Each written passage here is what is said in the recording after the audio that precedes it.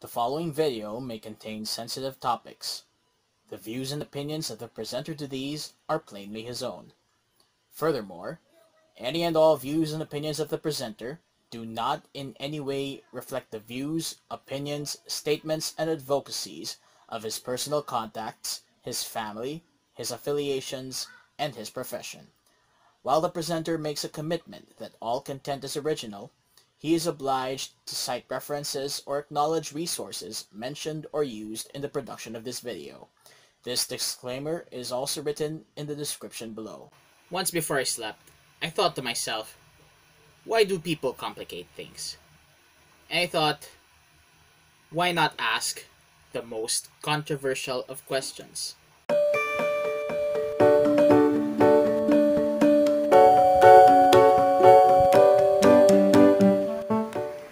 Good day everyone, Ian here. Let me share to you my insight on the things I have to ask as someone who is curious of the priorities of man at this time. This video will certainly be a special one because I just celebrated my first year on YouTube, and this is gonna be something that I would be doing to commemorate that. Now, a lot is going on with the world.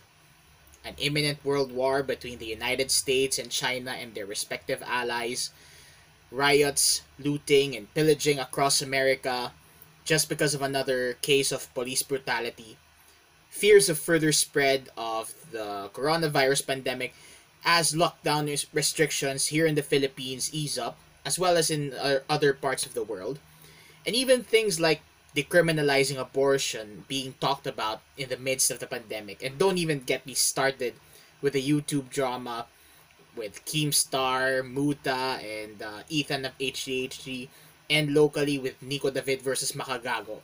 Don't even get me started with that. Basically, it's a litany of why this or why that, without all of them being answered. So please bear with me if I seem to be asking too much without necessarily answering them. First, if we want to uphold the law, why single out dissidents?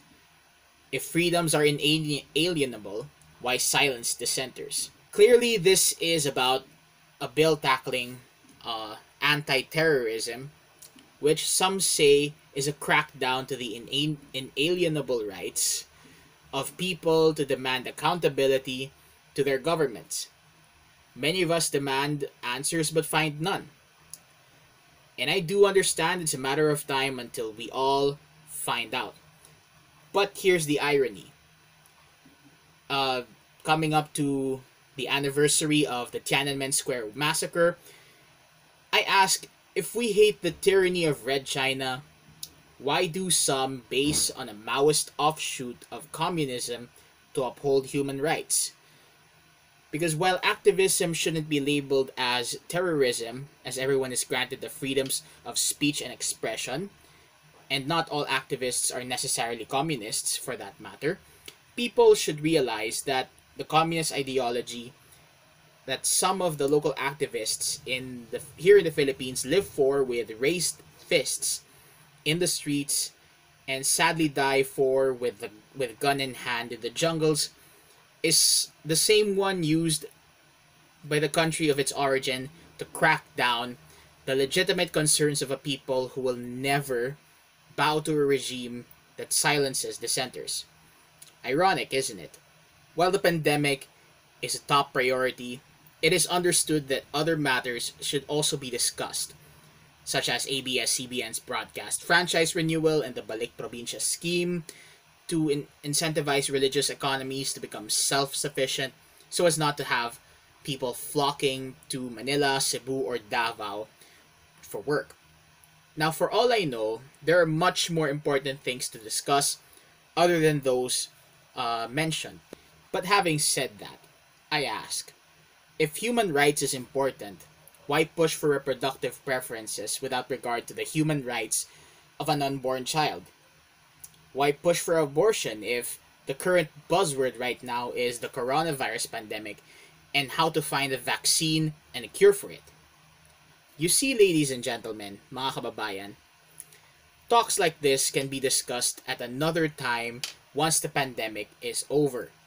Though I still find an abortion a very hot button topic I would rather let the experts and advocates duke each other out. So why not we focus on getting our wits together and sort out this pandemic and its debilitating medical, economic, and most importantly, mental effects, than push for our own agenda and totally miss the whole damn situation. And in speaking of mental health, cabin fever and depression is going to be the next pandemic. And I hope our mental health system would be improved beginning this month, or at least today. Speaking of which, as emotions run high around the world, especially in the United States, where many are absolutely upset with the death of George Floyd, it is just appalling that society has come to this point. Now, if we thirst for justice, why thrash on the innocent? Why loot and pillage businesses and properties? And sadly, there is a precedent for all that in America. The 1992 Los Angeles riots. And for almost 30 years later, let me have CJ Johnson say it. Oh shit, here we go again.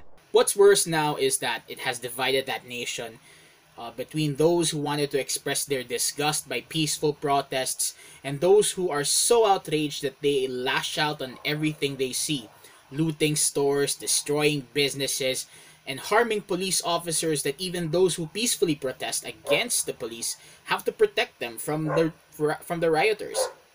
And pardon me, may mga tumatahol na aso sa background. Alam niyo naman mga kababayan, there's a lot of dogs here. So, babayaan nyo na lang. And so I ask, why do we here on the other side of the Pacific bloody care? If we outrage in the death of an African-American man, why were some silent when a Filipino teenager was shot dead, or when numerous atrocities were made by coercing farmers and other countryside folks to support an ideology with the threat of death if they don't comply? And no, don't even get me started with the theology of the seamless garment. Some say it's a heresy, some say it's very misguided theology. I would just let the theologians do their thing about that. Indeed, we live through tough and uncertain times. It is just unfortunate that churches are still closed, the only place where people can find solace in this humdrum world. And yet, they are not advised to slowly open their services to the public once more, with reasons ranging from legitimate ones that are pandemic related to the usual vitriol being spewed against the Catholic Church, such as, you can't pray from inside, you can pray from inside your home, there's no need to go to mass anymore, blah blah blah blah. Well, for that I return a question. If we can pray from inside our homes, are we fit to be consistent in fervent prayer for at least 5 minutes every single night without any dependence from individuals whose bounden duty it is to pray for the congregations committed to their charge, and at times help out with the efforts of the people? We can all answer at least that question within ourselves. No need to comment down below. With all that said, this is Ian, reminding you that every enlightenment and every insight is worth it as we aim for knowledge and seek wisdom, and at all times be the salt of the earth and the light of the world. Until then, look alive, stay alive, and see you next time. Bye guys.